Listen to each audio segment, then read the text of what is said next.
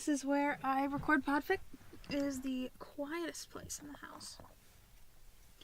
And you guys get to see I have this fancy new little thing that plugs into my phone. And this teeny little microphone.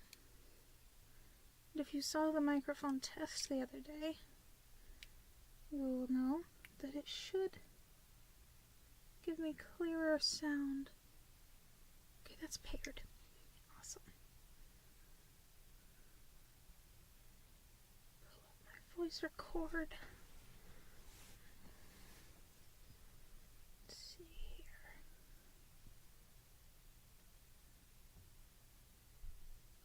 Okay. I'm going to be reading Road Trips, Chicken Parmesan, and Handcuffs. I already did the first 2 chapters of this fic, so I'll be starting midway, but I recorded them back in August apparently, according to my voice record thing.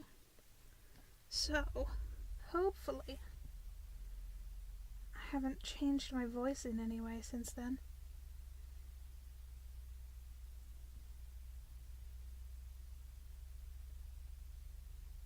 Wait, stop. That was incorrect.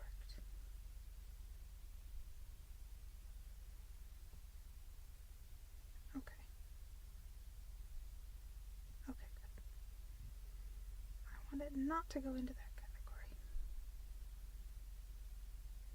Wanted AI quality.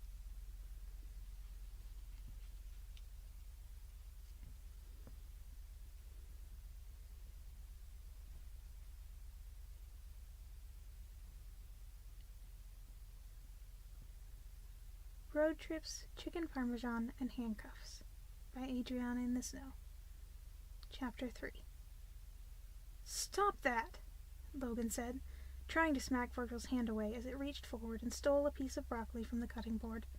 However, despite the fact that he hadn't been fast enough to get away from Logan in the Denny's parking lot, he was fast enough to dance out of Logan's reach now to pop the vegetable into his mouth. "I haven't washed them yet." "Oh, the horror," Virgil replied, mock-seriously. Logan whacked him with the dish towel in his hands. "I will tie you down too if you're not careful," he warned. It was, of course, not a true threat. While he wasn't afraid to restrain Virgil, there was really no point. Logan knew enough about Virgil to know he would not try to run when he had no idea where he was, especially since he had to know by now Logan ultimately would not cause him harm. It would simply be a needless act. Besides, Virgil had expressed his discomfort with being restrained, and Logan did not enjoy causing him unneeded stress, no matter how much he was purposefully being an annoyance. "It's not nearly as fun as it sounds," Remus contributed from the living room. Logan could see him from where he stood. He had his head thrown back dramatically on the chair. Now him? Logan had no remorse with regards to him. "But can you steal me something too? I'm starving." "You ate 3 cheeseburgers and fries for lunch," Logan reminded. "I'm a growing boy." "You're a 33-year-old man," Logan shot back. "A growing 33-year-old man." Logan just shook his head and turned to Virgil. "Here," he said. "If you want to taste something and still be helpful, try this." Logan stirred the simmering marinara sauce and then held out the spoon towards Virgil. He leaned forward and poked his tongue out to lick a bit of the sauce from the spoon. Logan said as he pulled back. "And for once he follows my instructions without complaint." "Oh, I'm sorry," Virgil said. "Have I been being too difficult? Maybe next time you shouldn't invite me on your little fun crime vacations. Might be better for both of our mental health." Logan frowned, turning to put the spoon back into the pan. He stared at the sauce as he stirred it. "I am sorry," he said softly after a moment. "Yeah," Virgil said, tone bitter. "Whatever." There was a beat of awkward silence, broken only by the sound of a bubble on the surface of the sauce popping and splattering marinara on the otherwise pristine stove. "Did it taste okay?" Logan asked. "It could do with a little less being held against my will, but other than that, it's fine." Despite the jab, his tone had deflated a bit again. It was almost worse when he wasn't spitting mad, Logan noted. "Does it need any more salt?"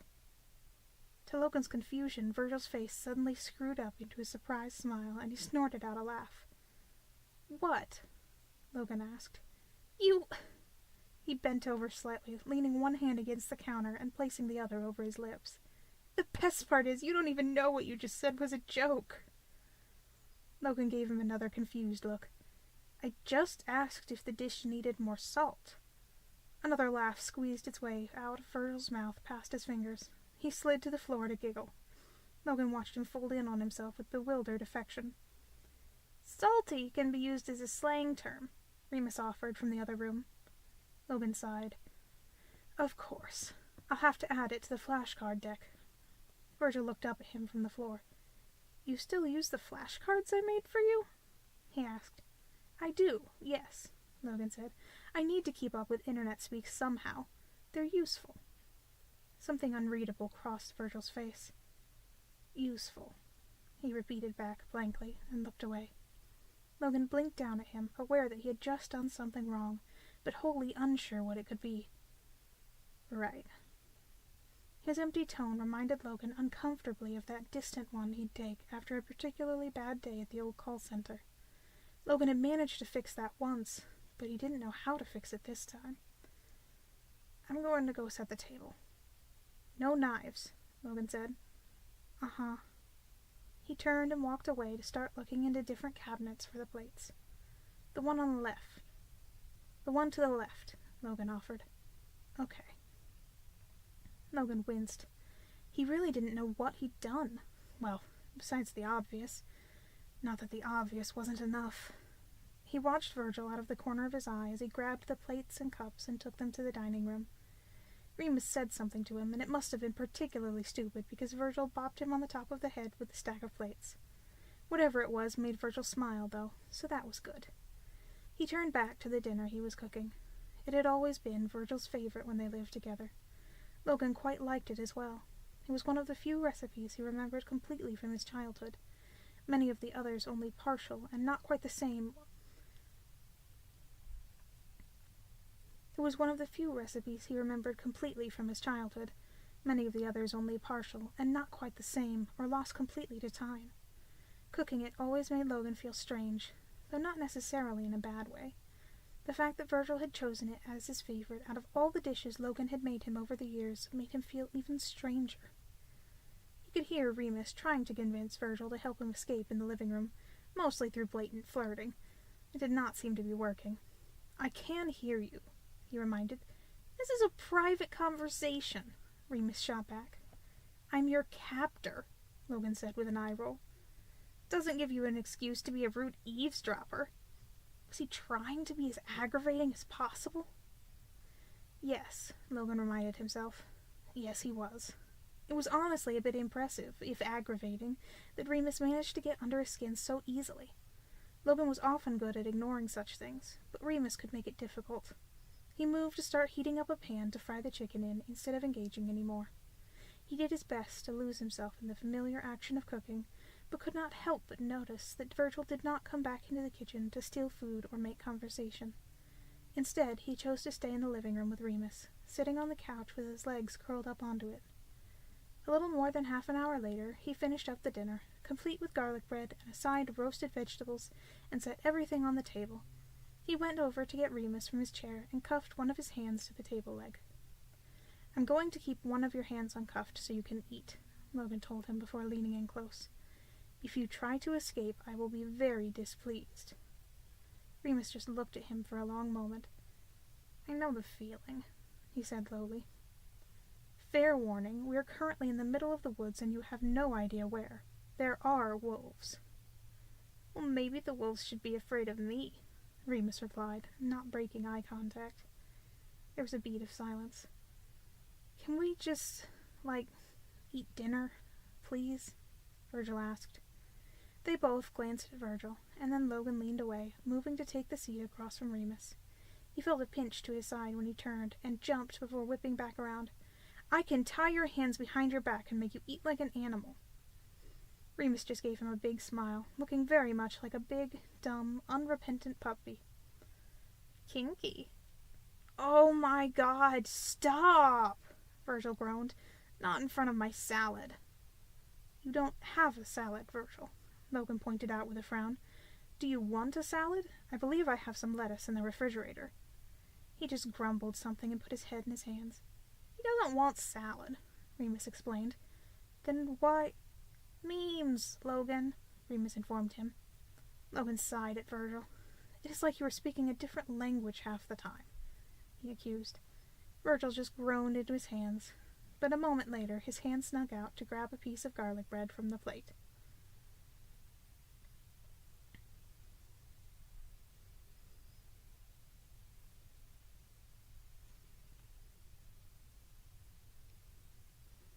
Boop.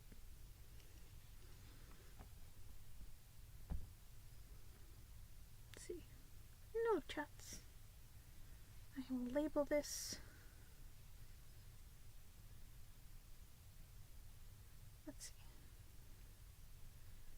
Road trips. Chicken parmesan. And handcuffs. Chapter 3. I'm going to, because this is still a new microphone, I'm going to just test this a little bit, make sure it came through clearly. It did connect and all. There are audio waves. Turn up my volume. I'm sorry, Virgil said. Have I been being too difficult? Maybe next time you shouldn't invite me on your little fun crime vacations. Might be better for both of our mental health. That seems working.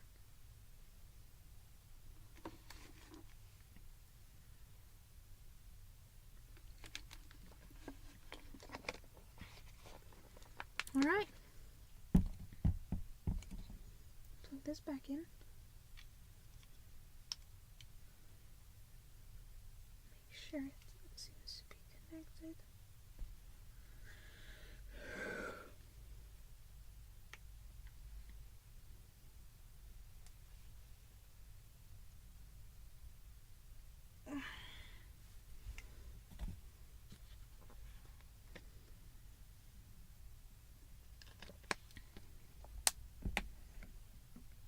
Oh, by the way, if anyone watching wants to chat, I will pause between chapters, and these chapters are not super long, they're like 10 minutes. I'll pause between chapters, and I will look, I have the chat pulled up, so I can see if you say something, and I can respond to it between chapters.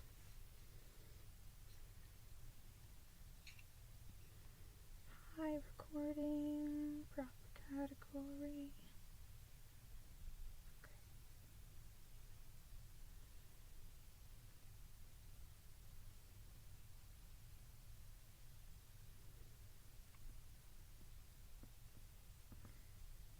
Road Trips, Chicken Parmesan, and Handcuffs by Adriana in the Snow.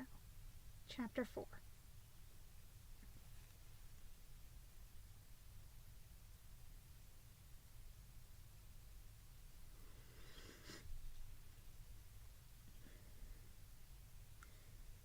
Dinner actually ended up being not too horrible.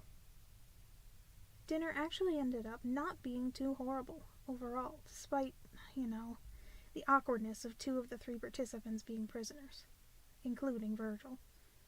Okay, so it was a little horrible in that respect, but hostage or not, in this situation, the food was good.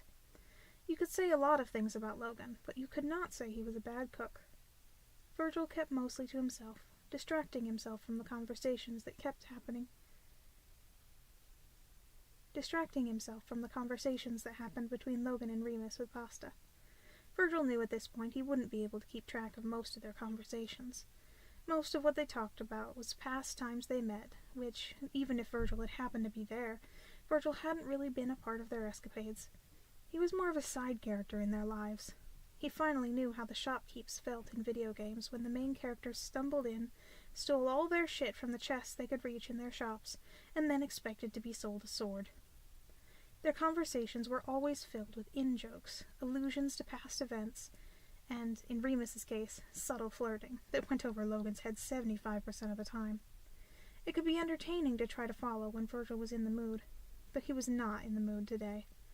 It was surprising how well they knew each other, how easy it was for them to talk when they were enemies. But since they constantly seemed to be either working together in a temporary truce or keeping one another prisoner, they'd managed to strike some sort of weird camaraderie. Virgil wondered idly if Remus now knew Logan better than Virgil did, despite Virgil having lived with him for years. After all, what did Virgil know about Logan? Virgil focused hard on scooping up leftover marinara sauce with garlic bread. He at least knew Logan could cook. Logan's cell phone rang suddenly, and he glanced at it. "I need to take this," he said, after reading what flashed across the screen. Virgil noticed Remus glancing over to look at the number. He was likely disappointed that instead of displaying a phone number to memorize, the nose is itchy. It's distracting me. He was likely disappointed that instead of displaying a phone number to memorize, the number was saved under a contact that said, "Contact A2." Logan spared a glance at Remus, reaching over to restrain the hand he had let remain free to eat despite Remus's pout. "Stay," he said. Then he grabbed the phone and walked out of the front door, closing it firmly behind him. "Hey, Virgil," Remus said as soon as the door clicked shut. "No." Virgil did not take his eyes from his plate. "Come on," Remus whined. "Help a guy out." "Why should I?" he asked. "I mean," Remus pointed out, "technically, by not helping me, you're aiding and abetting a criminal." "You know what?" Virgil said. He fully contemplated laying his face in the leftover tomato sauce on his plate. "Whatever. Go ahead and ruin my life more than you already have." Silence. Virgil wasn't much of a drinker. His parents had died in a car crash, not caused completely by, but not helped by the fact that his father had been tipsy, and Logan was aware of that fact, which is why Virgil had been offered water instead of wine when they'd sat down.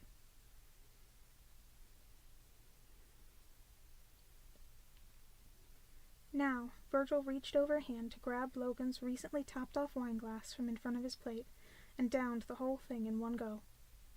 "Are you okay over there?" Remus asked. Virgil slowly turned to face him. Remus had an easy smile on his face, but his eyes were sharp and tracking Virgil like he thought he might snap. "Fair." Virgil threw one hand out, gesturing to the world around him. It was the only answer Remus was going to get to a stupid question like that. "Fair enough," he said. "Want to talk about it?"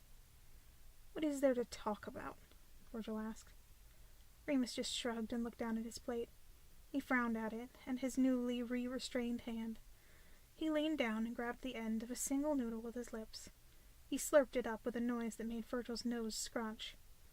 "So," he said, casually leaning back in his chair as though he did not have marinara sauce all over his face from where the noodle had slapped him on its way into his maw. "How've you been?" It shouldn't be endearing. It really shouldn't be, but the contradictory sight of his serious expression and the messy face from eating like an animal because he was too impatient to wait for the end of a phone call made Virgil want to laugh despite the fact that the world was crap. "Fine," he said, and it wasn't exactly a lie. He was fine for the most part overall. He was constantly anxious, but fine was relative, and he was in a much better place than he'd been during previous times in his life. He wasn't being crushed by his parents' debt, only working to support himself rather than fending off the ravenous debt collectors. During those frequent moments between jobs, he'd managed to get a bit of time to write. Somehow he'd managed to sell a couple of short stories. It wasn't much money, and it wasn't as consistent as an actual job would be, but it was something. Not only did it give him a bit of wiggle room with money, but it was also nice to learn that some people appreciated his work. He had his problems, but most of them weren't drowning him, except... I moved. "You did?" Remus asked. He didn't sound surprised, and Virgil was 80% sure he already knew. He had liked to show up randomly at Virgil's old house sometimes to be a general nuisance. The great Detective Royal leaned The great Detective Royal leaned his face over his plate and carefully brought his teeth down over an edge of one of the chicken cutlets there. He was lucky Logan had cooked the meat to make it very tender. He was actually able to bite off a chunk with that method. His chin still came back completely covered in sauce, though. Yeah. Why? The lease ended, and I can't afford it without a roommate, Virgil said. He took a sip of his water, trying to wash down the bitterness at the back of his tongue from the wine.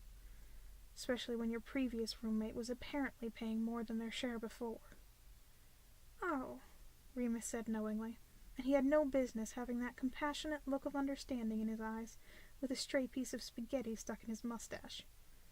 That's why you're so grumpy today. I think that has more to do with the kidnapping, Virgil groused. Nah, Remus said.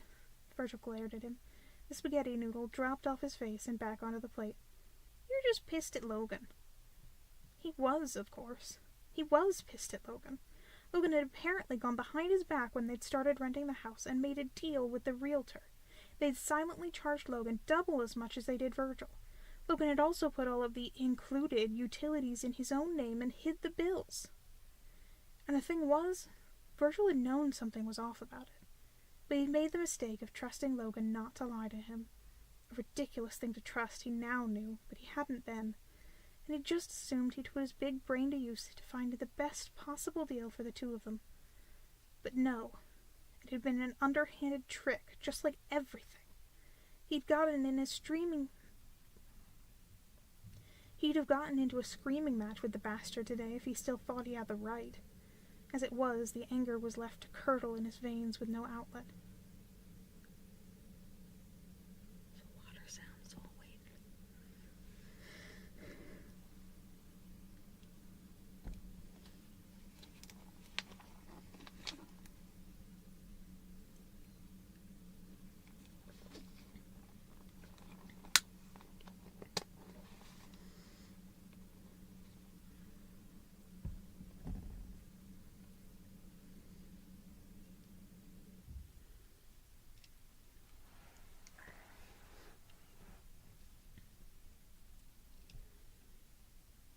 Fuck off, Virgil spat at Remus. It's none of your business. Remus carefully maneuvered a bite of garlic bread into his mouth with his tongue, and then sat up to chew it contemplatively. He didn't do it to piss you off, he commented. You don't know shit. Remus said nothing. He knew, Virgil couldn't help but say. He knew I didn't want him to do shit like that. I told him 1,000 times to keep his nose out of my finances, and he still went behind my back and did it anyway. It just made it clearer that he doesn't give a shit about me or what I want. Remus tilted his head a bit, staring him down. That's a weird conclusion to draw, he says. Did he pay it for things without you knowing because he doesn't care about you? No, it's not, Virgil insisted, crossing his arms. Remus shrugged. Seems like the opposite to me. He didn't want you to be stressed about bills anymore. Yeah, and what about what I wanted? Virgil bit out. I told him no. It wasn't any of his business. I'm not saying he was in the right, Remus said. I'm just saying he did it because he cares. No, Virgil said. He really doesn't. Remus rolled his eyes. You're both dense as hell, he muttered, and stubborn as fuck. He's shit at expressing his emotions, so he expresses affection through caretaking and gift-giving, and you freak out if someone tries to hand you a penny off the street because you think gifts of any monetary value put you in debt to the giver. I have no idea how the two of you managed to live together for so long, to be honest. Apparently mostly lies, Virgil groused. And that was the kicker, wasn't it? Virgil had loved him because he had always been straight with Virgil. He wasn't good at saying how he felt. But if Virgil asked for information, he'd give it to the best of his abilities. He'd tell Virgil outright if a habit annoyed him, so then Virgil hadn't had to worry he was doing something annoying without realizing it. He'd tell him when he was spiraling or blowing a problem out of proportion. He'd been a fucking pillar of rationality for Virgil, a godsend, a beacon of truth. He'd also been lying to Virgil the entire time he'd known him. It wasn't all a lie, Remus told him. He did actually care about you. You're the only one who's ever truly known him, I think. But I didn't, Virgil said. Not really. Are you sure? Remus asked, as the front door opened once again. Virgil didn't have a chance to answer as Logan returned and immediately started to fuss over a very food-covered Remus, telling him off for not being able to be patient for 5 seconds. Remus met his eyes as Logan reached down to unhandcuff one of his arms and shoved wet paper towels into his hand. Was he sure? Virgil didn't know anymore.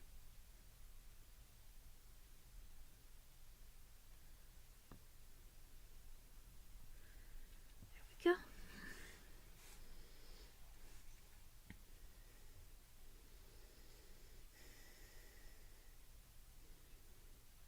Chips, chicken, parmesan, and handcuffs.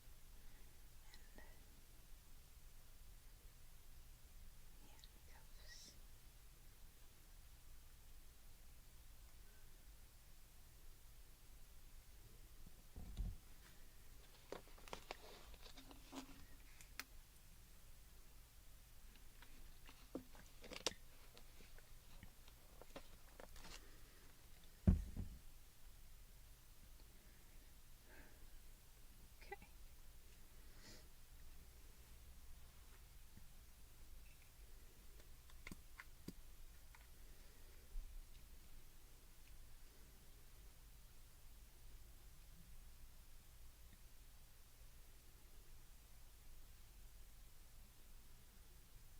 Road Trips, Chicken Parmesan, and Handcuffs by Adriana in the Snow. Chapter 5. Why am I stuck with the couch? Remus whined, as obnoxiously as he possibly could. He was currently still handcuffed as he reclined on the cabin's old couch. It was, admittedly, a very comfortable couch, with plush cushions and a soft fabric covering it, but Remus still planned to complain as loudly as possible about the sleeping arrangements. Honestly, Logan asked, dropping a pillow on his face and cutting off Remus's vision entirely for a moment. The pillow smelled of lavender laundry detergent, and Remus imagined the pillowcase he'd just watched Logan put on it. The pillow smelled of lavender laundry detergent, and Remus imagined the pillowcase he'd just watched Logan put on it was recently washed. Remus sat up slightly, so the pillow rolled down onto his stomach, allowing him to see once more. It was just Remus and Logan in the living room. Remus could still hear the shower running in the bathroom down the hall. Virgil had asked to take a shower since he'd been kidnapped straight from work and claimed to smell like grease. Remus didn't really need a shower, but he'd still asked for one. He'd been denied when he'd asked to be out of the cuffs to take one. He'd been double denied when he'd suggested he stay in the cuffs and Logan help him to get clean. Even though he didn't get a chance to escape, he did get a chance to see one of Logan's seemingly unamused, very amused glares. So the request had still been worth it. Yeah, honestly, Remus replied to Logan's question, while struggling to position the pillow behind his head with his hands still cuffed together. There are only 2 beds, so someone had to sleep on the couch.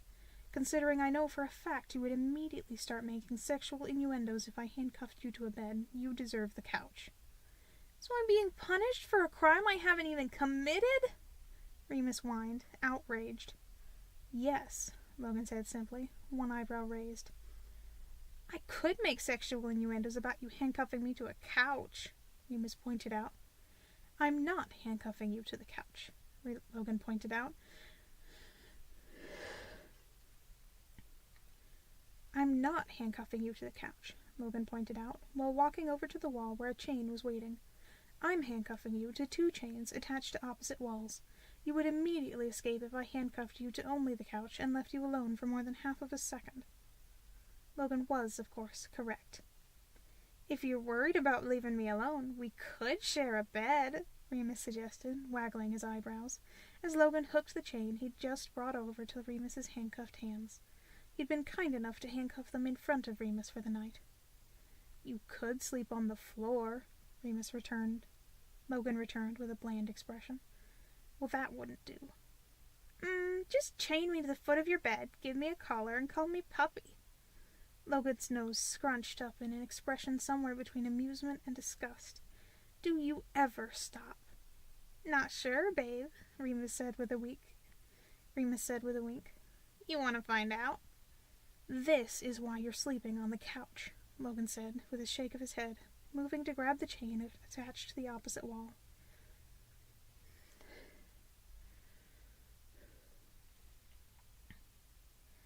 This is why you're sleeping on the couch, Logan said, with a shake of his head, moving to grab the chain attached to the opposite wall. Please, Remus said, with his best begging face, when Logan came over to him holding to the chain. No. His handcuffs were then attached to that chain as well, giving Remus about a foot of slack in the chains. You could at least have left the lamp within reach, Remus said. I'm not a fan of blunt force trauma, Logan said dryly. I just wanted to be able to read after lights out, Remus claimed, batting his eyelashes. Read by the moonlight, Logan said, not bothering to point out that Remus had no books, and Logan would probably not be giving him one for the same reason Remus wasn't allowed lamp privileges. But the moonlight can't be used as an improvised weapon, Remus said with a pout. That managed to get a laugh out of Logan. His expression gentled minutely. Would you like a glass of water? In a glass, or plastic? Darn, Remus said, but then shrugged. Yeah, sure. I'll be back in a moment. Logan ducked into the kitchen, and Remus could hear the tap running a few moments later. Remus noticed that the shower down the hall had stopped. Logan re-entered the living room with a plastic cup, which he set on the ground just in Remus's reach. Thanks, Remus said. No problem. So, Remus said, glancing up at him, how long are you keeping me? Or planning to keep me, at least? Logan raised an eyebrow at the implication that Remus would be able to escape him, the bastard, but still answered the question. I have an appointment tomorrow that I must attend. After that, I can take you home. So just a quick weekend getaway to the middle of the woods for us, Remus said. It's Wednesday. A midweek getaway, then. No wonder the trip is cheap. Though to be honest, I was assuming that had more to do with the ghastly accommodations. He shook his arms, making the chains attached to them rattle. I could take away the water, Logan said mildly. You wouldn't, though, Remus replied flippantly. Remus was rewarded with an eye roll. Logan did not move to take the water away. The bathroom door down the hall opened to let Virgil slip into the hallway with wet hair.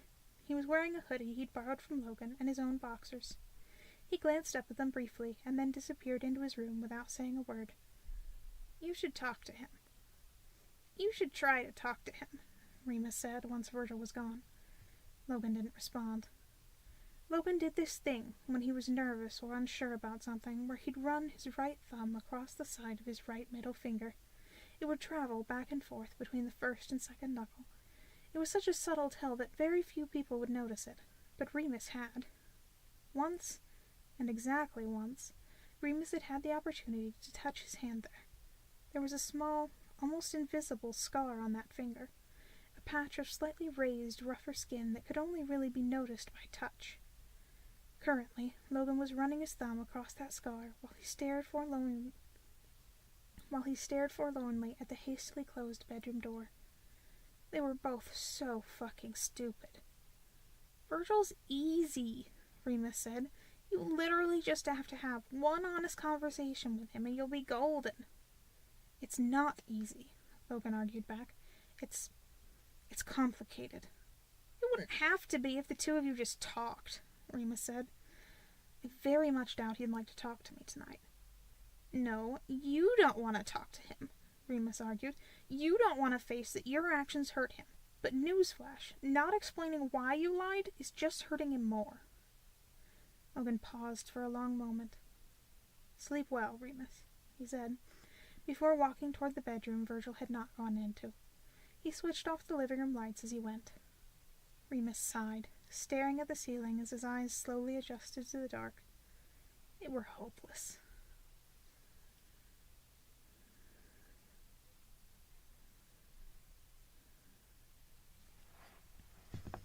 I think I might need a slightly longer break than I've been taking. I am not quite out of breath, but sometimes when I do Podfic, I breathe too quickly. I accidentally hyperventilate a little bit.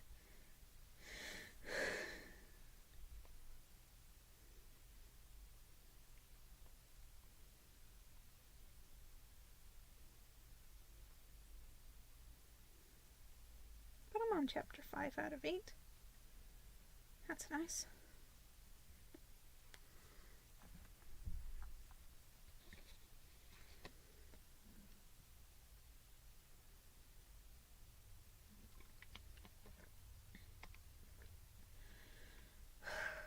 I feel like I'm going to sneeze, but I keep not. It's just itchy in my nose.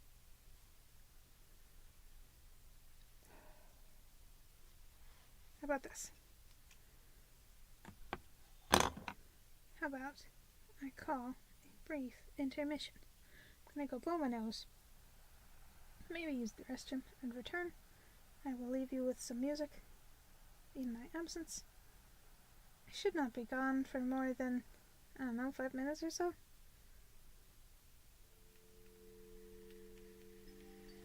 Have music. I will return.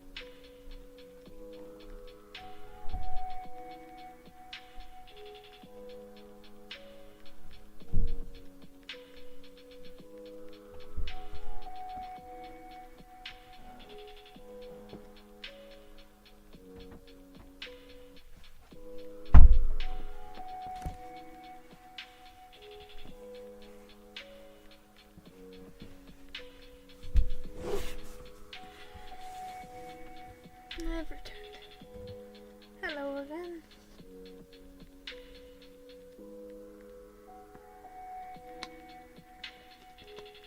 There's the end of that water.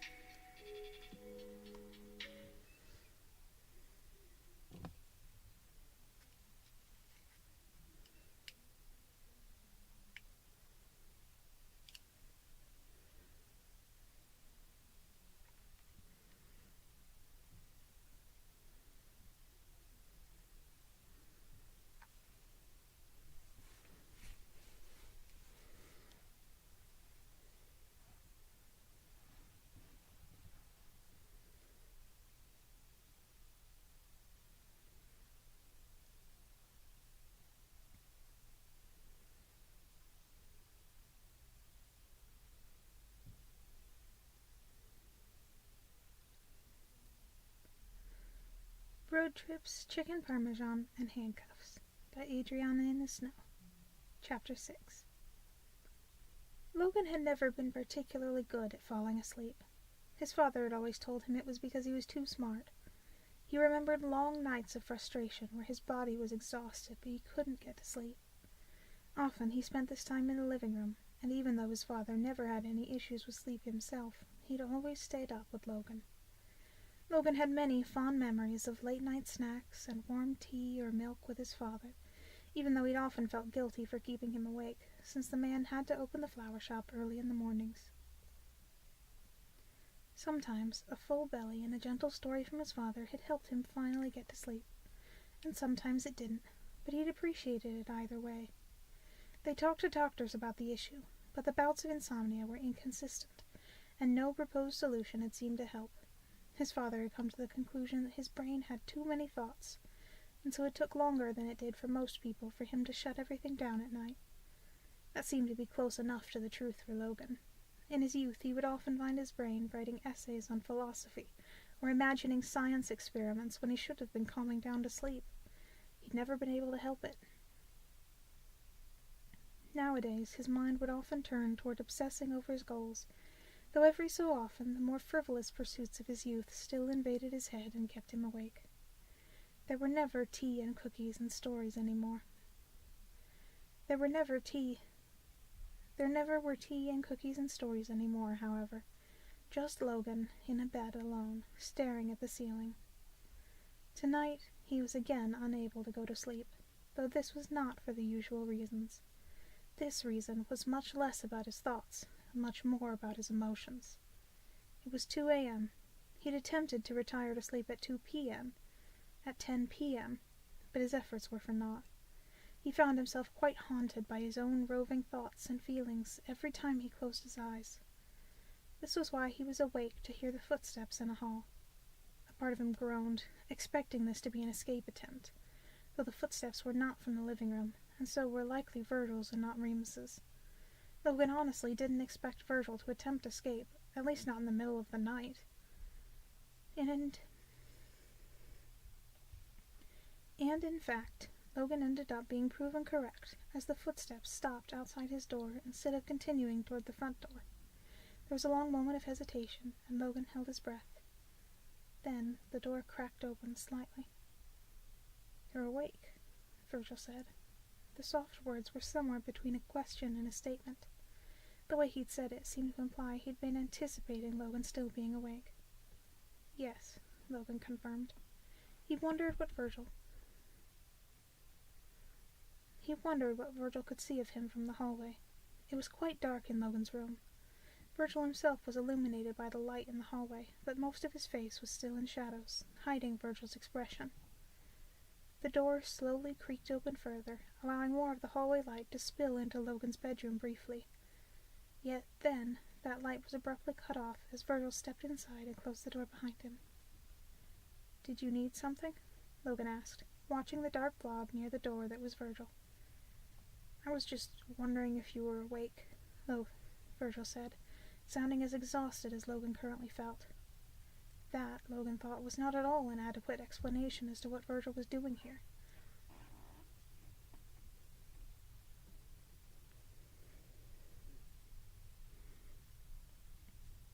Why had he wondered if Logan was awake?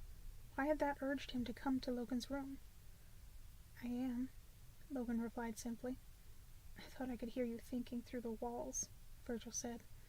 Logan could just barely make out the sight of Virgil pushing his hair out of his face. I wondered if my Logan senses still worked. Logan had no response for that, and they were silent for a long moment. "I'm sorry if I offended you earlier tonight." Logan finally broke the silence. "Offended?" Virgil scoffed. Logan did not know why he sounded offended that Logan had said he was offended. "You don't even know why I got upset, do you?" Logan was unsure if he was expected to lie in response to that. "Well," Logan said cautiously, "no." Virgil sighed, and Logan heard footsteps as Virgil moved closer to the bed. "Well, why shouldn't I be upset?" he asked, sounding perhaps slightly bitter. "Have you given me any reason not to be?" "No," Logan replied, closing his eyes so he couldn't even see the visage of Virgil standing over him. He heard a heavy sigh from above him, and then quite suddenly a warm weight descended on top of Logan. Logan found his eyes opening once again as he blinked dumbly at the ceiling through strands of dark hair in his face. "Virgil?" Logan asked. "Shut up," Virgil replied, nuzzling his face into Logan's neck. Logan did shut up. He placed his hand on the other man's back with the lightest of pressure, so Virgil didn't feel trapped, and then let himself relax under the warm weight. They stayed that way for quite a while, Virgil's breath puffing against his neck and Logan all but limp under him. Then Virgil's head moved just slightly to the left, and they were kissing. It was not the first time they'd kissed, though their physical relationship had never escalated beyond that. It was, however, the first time they'd kissed since Virgil had learned what Logan really was. It surprised Logan that little had changed. The press of his lips was still just as soft and careful as it had been the first time they'd kissed, in the old, smelly apartment they'd once shared. His movements were always cautious, like he felt he might break Logan if he was anything other than gentle. He was probably right. Logan hadn't thought Virgil would be willing to kiss him at all after everything, but if he had entertained the idea, he'd have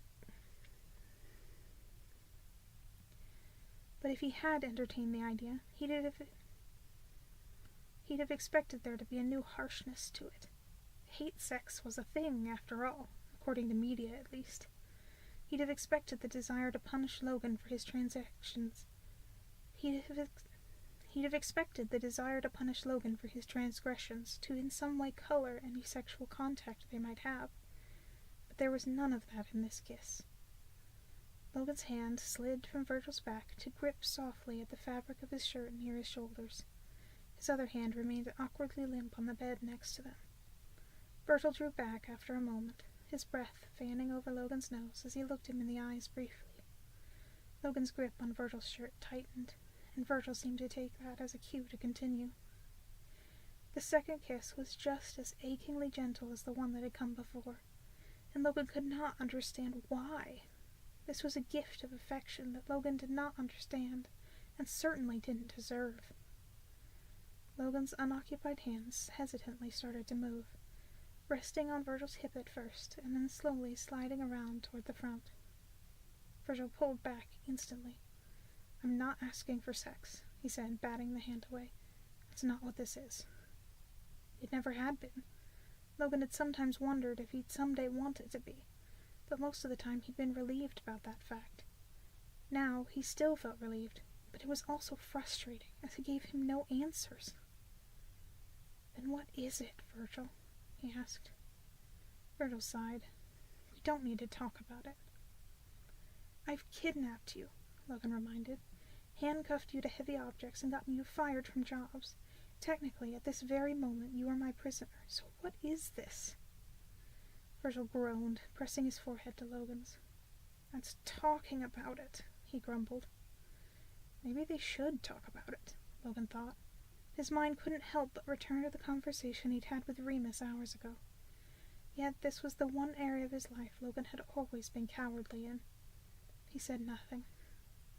Upon realizing Logan had willingly given in to his demands to shut up, Virgil kissed him again briefly, before tucking his face into Logan's neck and moving to card his fingers lazily through his hair. It was only a matter of moments before Logan felt his eyes flutter shut, the soothing feeling of having someone there and kind quickly lulling him to sleep.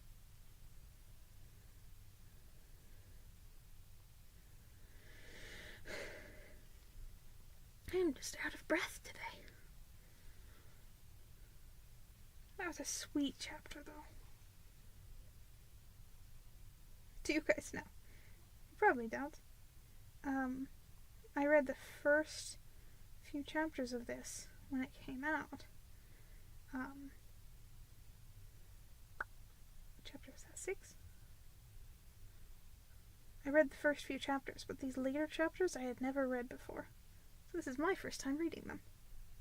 And they are very sweet. These poor dumbasses.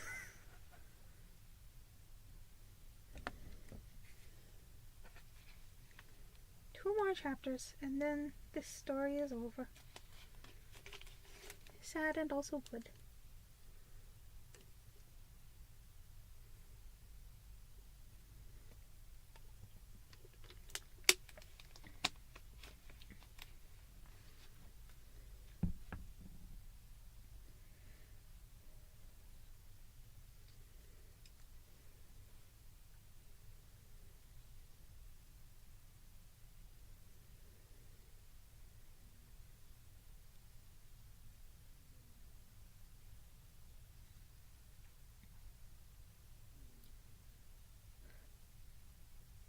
Trips, Chicken Parmesan, and Handcuffs by Adriana in the Snow.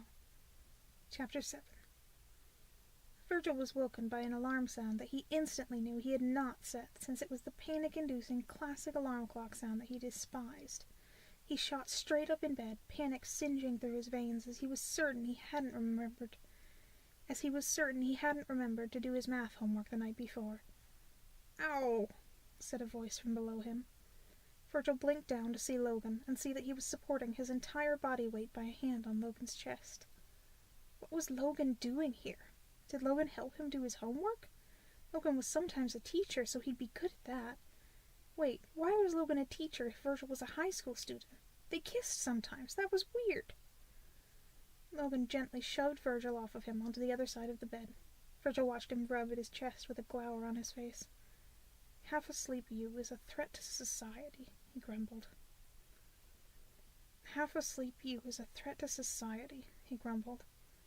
Virgil just blinked at him as Logan reached over to grab his phone and turn off the alarm. Reality slowly came back to Virgil as the room descended into silence. Virgil groaned and moved to press his face into one of the pillows. After a moment he felt a hand trail gently up his back. "Are you going back to sleep?" Logan asked. "No," Virgil said into the pillow. "Are you quite certain?" Logan asked. His tone warmly amused. "You may if you like." "You're getting up," Virgil pointed out. "Yes, but I have things to do this morning. You, however, have the option to sleep in." He drew a soft circle on Virgil's back, so light that Virgil could barely feel it through his thick hoodie. "Well, maybe I'd have something to do if I wasn't currently being held hostage. Consistent kidnappings make planning social events difficult." "Sorry," was the immediate reply, but after a pause Logan continued. "Do you enjoy partaking in social activities now?" His tone was skeptical enough that if Virgil wasn't extremely self-aware, he'd have been insulted.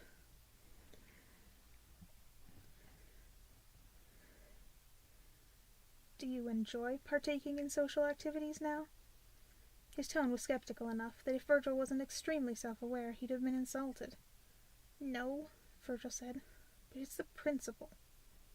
"I see," Logan said. Virgil expected him to get out of bed, then to start his day. It wasn't the first time Virgil and Logan had shared a bed, after all, and Virgil knew his morning routine. Once the alarm went off, Logan wasn't one to stay lazing around in bed. He was always up and ready to start the day the second he opened his eyes.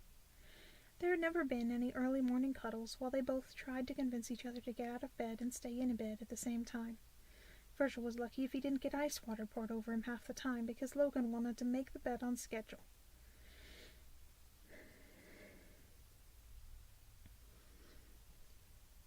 Yet today he didn't get up immediately.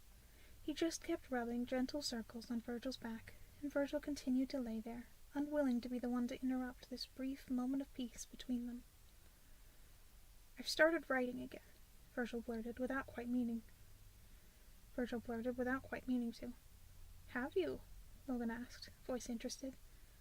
A few short stories," Virgil replied, already feeling bashful about it.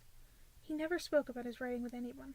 Even with Logan, he'd only barely mentioned it as a hobby, and it had been during a time in his life where he'd rarely had time to partake in it. "That's nice, Virgil," Logan said, sounding genuine. "I want to write a novel," Virgil said. "Do you?" "Yeah," Virgil confirmed. "If I ever find the time." "I'm sure it would be good." "You've never seen any of my writing," Virgil pointed out. "No," Logan agreed, "but I've heard you speak. You're a good storyteller. What would it be about?" "I don't know," Virgil said. Logan's hand paused on his back. "You don't?" he asked skeptically, because he knew Virgil enough to know he'd lie about that. Virgil sighed. "It would be about flowers," he said. "Flowers?" Logan prompted. "It'd be about a little orphan boy whose job it is to pick flowers for people around the village. He picks flowers for the apothecary and the soap maker and even the baker sometimes when he wants to make lavender scones. One day he picks a magical flower that belonged to a mythical creature. Not quite a fae, but something like that. I haven't decided exactly. Then he gets swept away to a new world where he has to battle monsters." "An interesting concept," Logan said. "Yeah," Virgil said, feeling awkward once again. It wasn't really, he knew. Not at least the way...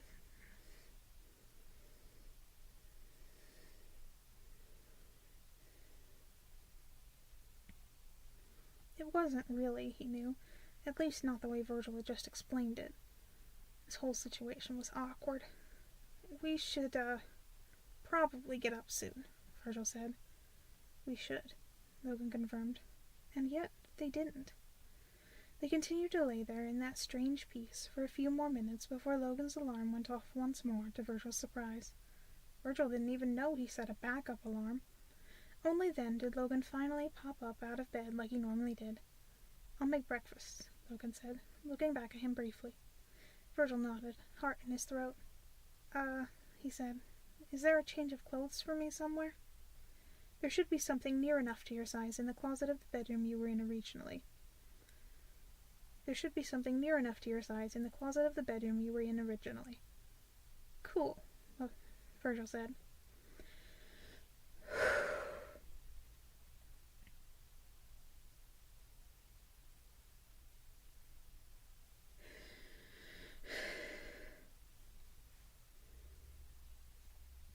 With the confirmation he'd understood, Logan quickly slipped out of the bedroom door. Virgil gave himself a moment to stare vacantly at the ceiling before forcing himself to roll out of the bed they'd shared. He shuffled back to the bedroom he'd attempted to fall asleep in the night before. He stepped over the twisted mess of sheets lying on the floor to get to the closet. It was easy to find something to change into. The clothes he found were basics, t-shirts and jeans mostly. However, there were a few pieces that seemed almost tailored to Virgil's taste. The Green Day hoodie in particular made him pause. He wondered briefly if Logan had had Virgil in mind when he bought some of this clothing, either because he thought Virgil might end up here needing clothes, or just because they reminded him of Virgil. Either way, Virgil was here now, and he wasn't going to say no to a good hoodie. He snagged it, as well as some tastefully ripped jeans. There was even some underwear, still in its packaging, thankfully, for him to grab. He dressed swiftly before heading back into the hall and toward the kitchen. Remus was still restrained to the couch as he had been the night before. His head still lay on the pillow he'd been given, but he was awake. He raised an eyebrow at Virgil when he entered the room. "What?" Virgil asked, trying not to shift uncomfortably. "Oh, nothing," Remus sang, in a tone that clearly meant there was something. Virgil could keep his feet from shuffling, but he could not keep his face from warming. Instead of engaging, he turned to walk past him and join Logan in the kitchen. "It's just," Remus said as he passed, ignoring the fact that Virgil was ignoring him. "I'm not sure why I had to sleep on the couch when only one bed was going to be used anyway." Virgil flipped up his hood and continued his shuffle into the kitchen. "Enough," Logan said, in a warning tone from his place near the refrigerator. "Not that I blame you," Remus continued unbidden. Virgil went directly to the sink to get himself a glass of water. "It's just that I'm a little sad you didn't think to include me, or at least let me listen from the room next door. I'm not usually into that sort of thing, but I could have made an exception for one night." "So I'm making breakfast for two, then?" Logan asked, turning to meet Virgil's eyes, though his words were clearly more for Remus than Virgil. Virgil nodded, taking a swig of water. "This entire vacation has been a true injustice," Remus complained. "You might as well starve me too." Okay, Logan said. He grabbed the last of what he was getting from the fridge and shut the door. "Is bacon okay for omelets?" "I want sausage," Remus contributed from the couch. "Then it's a good thing I'm starving you," Logan shot back. "Bacon is fine," Virgil said. Virgil snooped through the cupboards as Logan cooked the omelets. 3, despite what he'd said to Remus, though he really did not make any sausage ones. He found fancy coffee and a French press instead of a standard coffee maker. Virgil rolled his eyes, but was happy that Logan had that at least, and not one of those old-style coffee siphons he liked to mess around with. Virgil had never managed to figure out how to use the things. Why would he want to do a fucking chemistry experiment before his caffeine, Logan? An awkward silence descended upon the kitchen now that Virgil and Logan were focused on their tasks. Or, at least, it would have been silent if not for the peanut gallery chattering away about everything and nothing from the living room. Virgil was glad for the white noise. If it wasn't for Remus's babble, he would have been fit to burst by the time that Logan finished nonchalantly cooking breakfast, as though nothing had happened the night before or this morning. Virgil timed the coffee just right, so it was done right when Logan finished the last of the omelets. They ended up eating in the living room instead of at the dining room table, so Logan just had to unchain one of Remus's hands to let him eat, and not bother with moving him. Virgil ended up sitting on the couch next to him, while Logan sat in a nearby armchair. "I do have to go to a meeting," Logan said apologetically when they were almost done with breakfast. Virgil immediately pursed his lips. "I am sorry," Logan said. "I will only be gone for 4 hours, and then I will take you home as soon as I am finished. You should be home this evening." Virgil knew that meant he planned to be back in a good bit less than 3 hours, but knew Virgil would freak out if he was even slightly late, and so was hedging his bets. "Whatever," Virgil said, looking away. Logan cleared the plates and then handcuffed Virgil to the armchair he'd eaten breakfast in. He gave Virgil the television remote and a watch. 4 hours, he promised. He was gone quickly after that, though Virgil was sure it had little to do with his normal efficiency, and more to do with the uncomfortable tension in the room Virgil himself wished he could escape.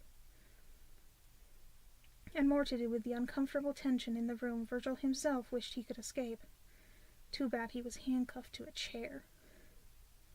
"Hey, Virgil," Remus said, a bit more than 10 minutes after Logan was gone.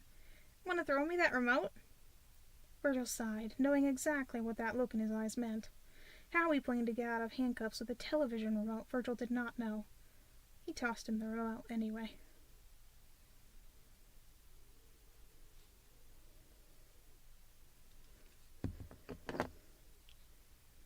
Almost done. There's one more chapter. My throat's just a little bit sore.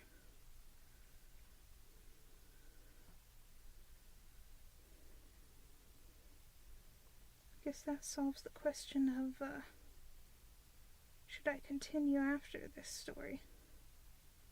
Because if my throat's a little sore, and I'm stumbling as much as I am, I'm just going to be done after this next chapter. Don't want to have to put too much work on editing.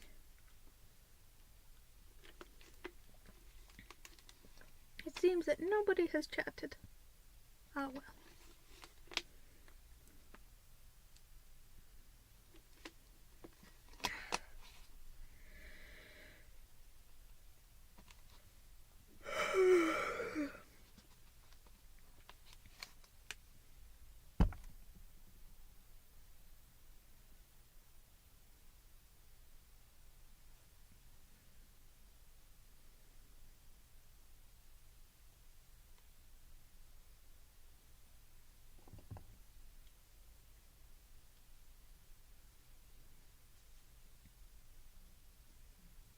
Road Trips, Chicken Parmesan, and Handcuffs by Adriana in the Snow.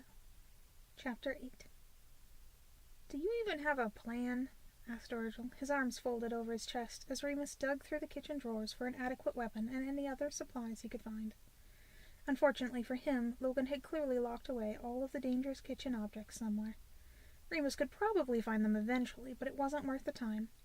Instead, he ended up palming a heavy flashlight he could use as a blunt weapon, a paperclip, and a fork. "What are you going to do with that?" Virgil asked, his nose all scrunched up. "I'm very inventive," Remus said with a wink.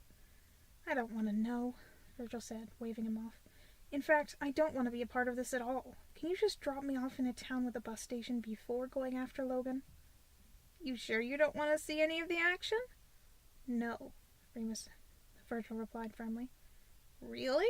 Because last night I would have loved to have seen the—" "Shut up," Virgil snapped. "You're the one who wanted us to talk." "Talk?" said Remus. "Not fuck." "We didn't," Virgil protested. Remus turned to him with an eyebrow raised. "We don't do that. We never have." "Oh, really?" Remus questioned. His hand was still in the cupboard below the sink, hoping to find that Logan had carelessly left something in the less used space, but his eyes wandered over Virgil. Virgil couldn't seem to stop shifting his weight, and he wouldn't meet Remus's eyes, but at the same time there was a certain tension in his jaw that implied a little bit of indignation with the embarrassment. His arms were crossed like he was annoyed, but he was also squeezing himself in what was likely a self-soothing gesture. Remus had to consider the fact that he wasn't lying. "Why not?" "Why not?" Remus asked. "It's none of your business." Virgil's tone was sharp, defensive. Remus tilted his head at him and barely managed to avoid smacking it against the top of the cabinet. After a moment of just staring at Virgil, he shook his head, returning to his search. "Fools," he thought. "Both of them." "Back to your plan," Virgil said. "How are we getting out of here?" Remus glanced up at him and grinned. "Logan always has a backup plan," he said confidently. "Sometimes this is to his detriment." Virgil raised a skeptical eyebrow. "Sometimes it's to my detriment," Remus conceded. "But recently, I've been getting better at taking advantage without screwing myself." "Remind me to stay 10 feet away when you do whatever you're doing," Virgil said. Remus stood up after his fruitless search of the cabinet. The flashlight and fork would have to do. They were on limited time. He strode over to the door in the kitchen he hadn't seen used yet. "Where are you going?" Virgil asked, following him. Though amusingly, he did stick to his 10 feet away rule as he did. "Logan didn't park in the garage yesterday," Remus said, scrutinizing the door for any obvious booby traps. So, Remus said. He checked the door and found it was locked as expected. Luckily, it looked like a standard household door lock. He grabbed the paperclip out of his pocket. "He almost certainly has an emergency car stashed here."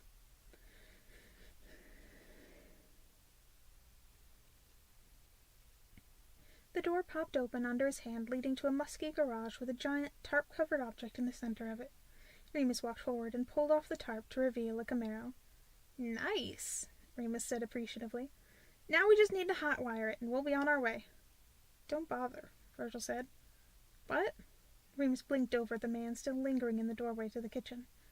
"He keeps his spare hidden in a box behind the license plate," Virgil replied with a shrug. "Really?" Remus asked, already rounding the car before Virgil could answer. He bent down and felt around the license plate. As promised, his hand hit something box-shaped. "Oh, Virgil, we should team up more often." "No," Virgil replied.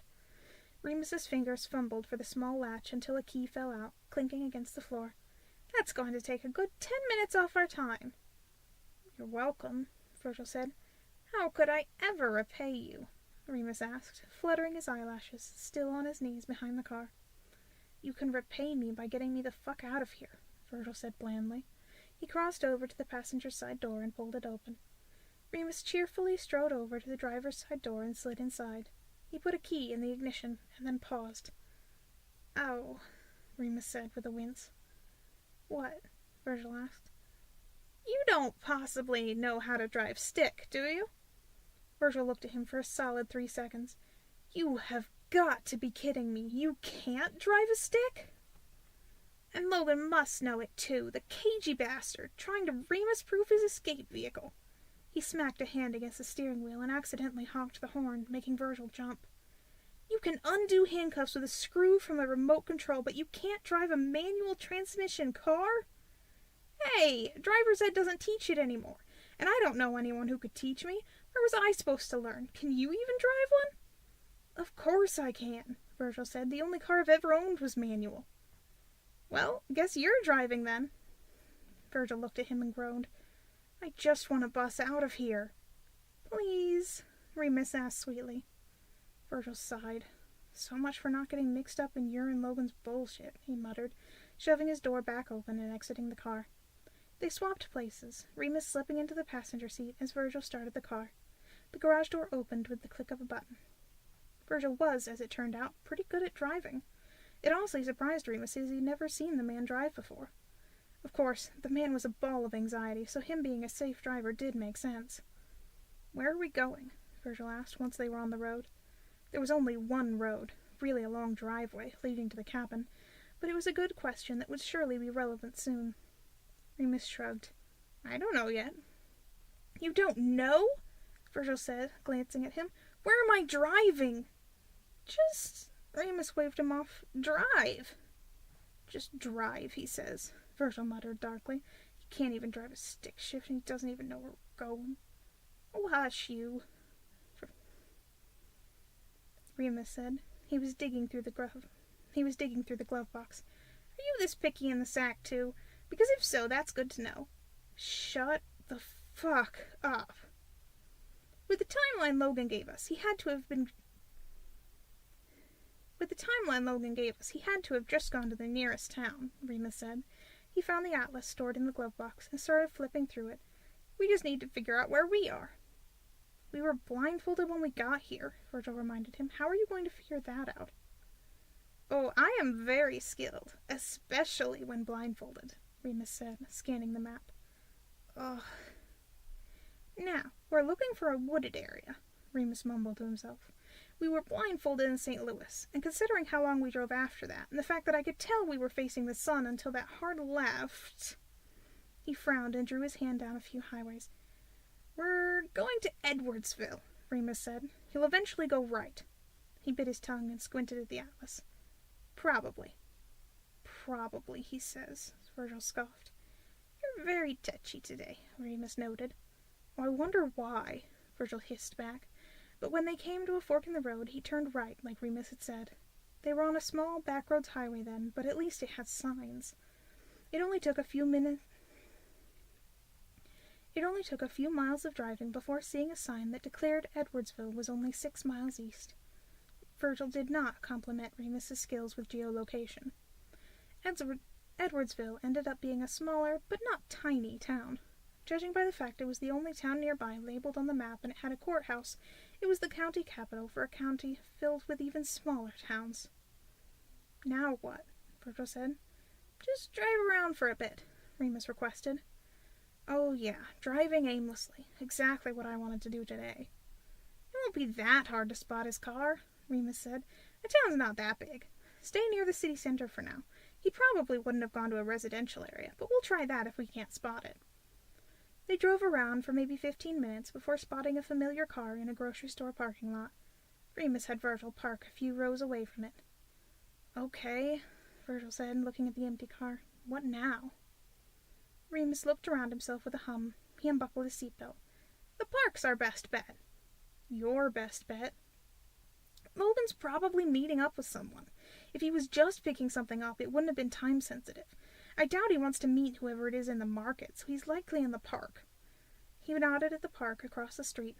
Remus was already out of the car by the time he finished speaking. He smiled at Virgil, who was still sitting in the running car. Want to come? No, Virgil replied. You'll be lucky if I don't drive off without you.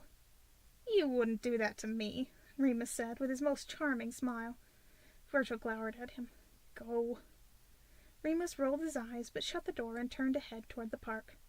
It was a nice park, and not that big. If it wasn't a school day, he'd expect a lot of little kids to be running around it. However, today it was mostly empty. Between the size of the park and the lack of people, finding Logan wasn't too difficult. He was sitting on a bench in the park, casual with his legs crossed. He was clearly waiting for someone. Remus approached the man on the bench casually enough that a passerby wouldn't expect that they even knew each other, let alone that Remus was approaching Logan. He was close enough that he saw the moment Logan caught sight of him. Logan's eyes widened fractionally, which was more panic than he usually let himself display. He glanced in the direction opposite from where Remus was approaching, but he didn't look like he was planning on making a run for it. Truce, he requested before Remus could even make it to him. Truce? Remus asked, stopping with an eyebrow raise. After all of that? This is important, Logan stressed. Remus took a moment to consider it. Perhaps he should have thought Logan was lying. He was a well-known liar and a criminal, after all. Yet truces were a well-established thing between them at this point. Neither had ever abused one, and they felt almost sacred to Remus. Remus would never ask for a truce when it wasn't truly necessary. He couldn't help but think it was the same for Logan. And if he was requesting a truce, this must be important. Really important. Fine, Remus said, but you owe me. Yes, fine, Logan said. He glanced in the same direction he had before. Now get out of sight, now. There were no good places to hide nearby, but Remus was nothing if not adaptable and unafraid of getting a little dirty. He dove into a nearby trash can. Disgusting, he heard Logan's voice idly say. Remus just knocked twice on the inside of the trash can in reply. Logan did not speak again after that. Remus spent almost 10 minutes in the trash can before something finally happened.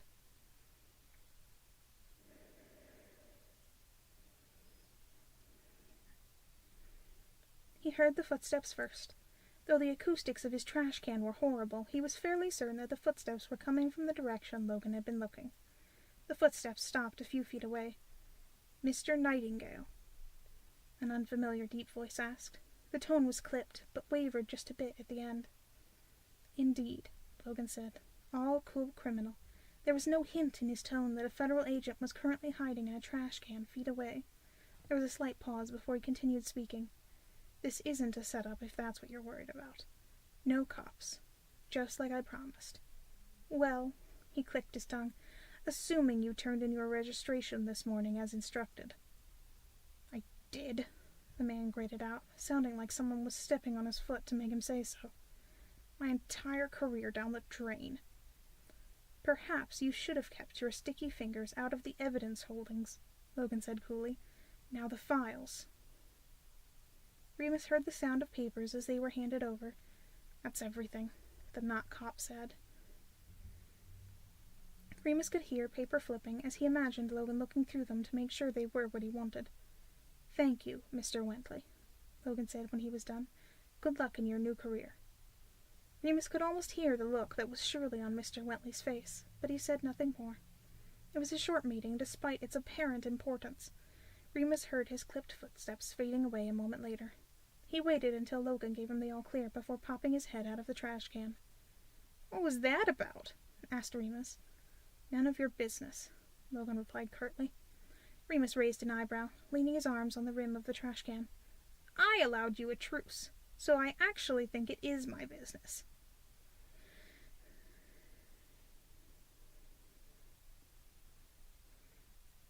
Logan pursed his lips, clearly not happy that Remus was 100% correct. He shifted and drew one of the vials out of the large stack in his arms. "You get one of them," he said, "for your willingness to not interfere. Get out of the trash can first." Remus obliged, pushing himself up by the arm so he could slink out of the trash can. He dusted off his hands before giving grabby hands at the folder. Logan rolled his eyes but handed it over. "Files on a police officer?" Remus asked upon first glance.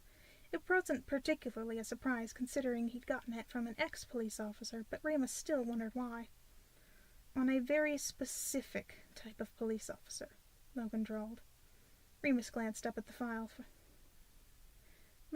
Remus glanced up from the file at him. "A corrupt police officer, then?" "There's certainly a whole lot of them out there," said Logan. "Mr. Wentley himself is just corrupt enough to be blackmailed, but not corrupt enough that I can't justify letting him go free. He's been useful. His crimes only included stealing a bit from the evidence lockers, and he's easier to get at than the ones who have done a lot worse but have a lot more protection." Remus hummed and flipped through the file briefly. The police officer's name was Rich Stewart, 45 years old, and a Missouri State police officer. The first few files on him were pretty standard for an officer. There was a few disciplinary reports, but not for anything serious.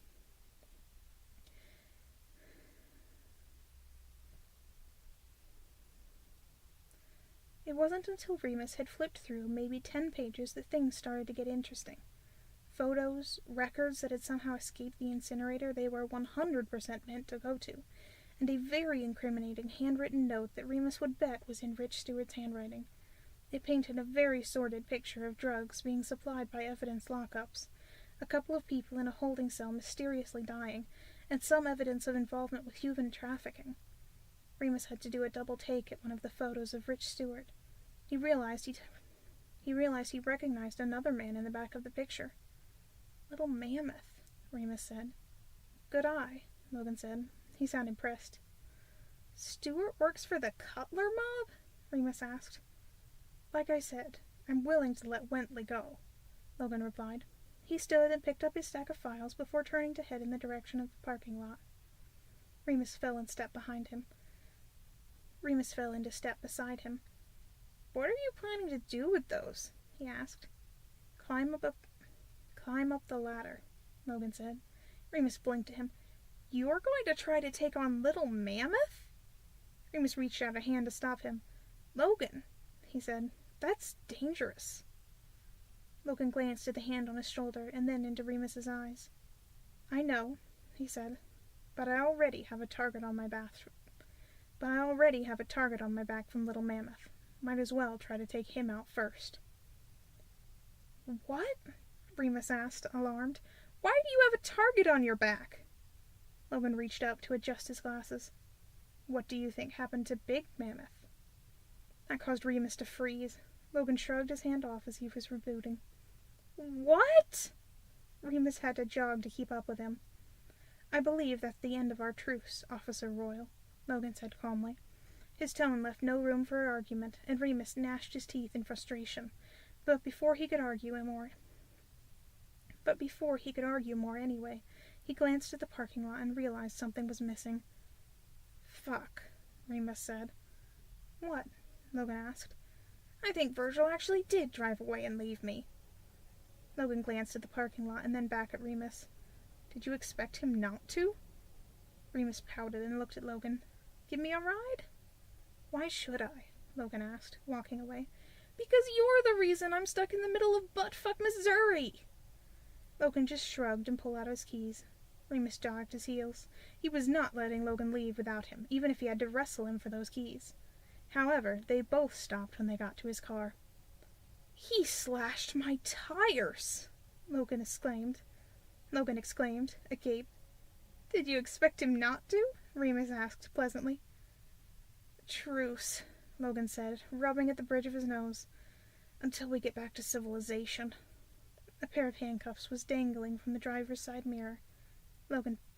Remus plucked them off. "Truce," he agreed with a sigh.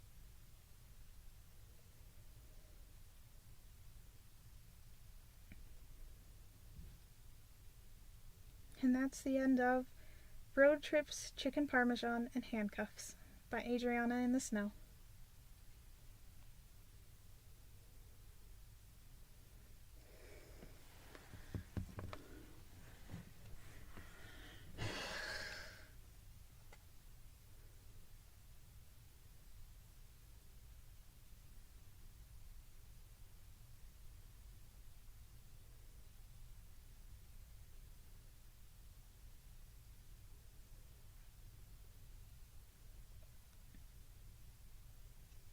I bet you Remus and Logan end up working together in not too many chapters. They have very aligned goals, for all that they are on opposing sides of the legal system.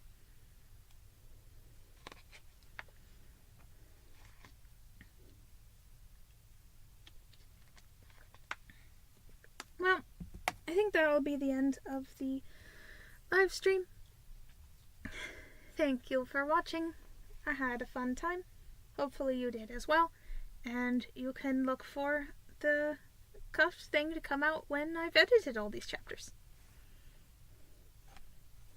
Goodbye.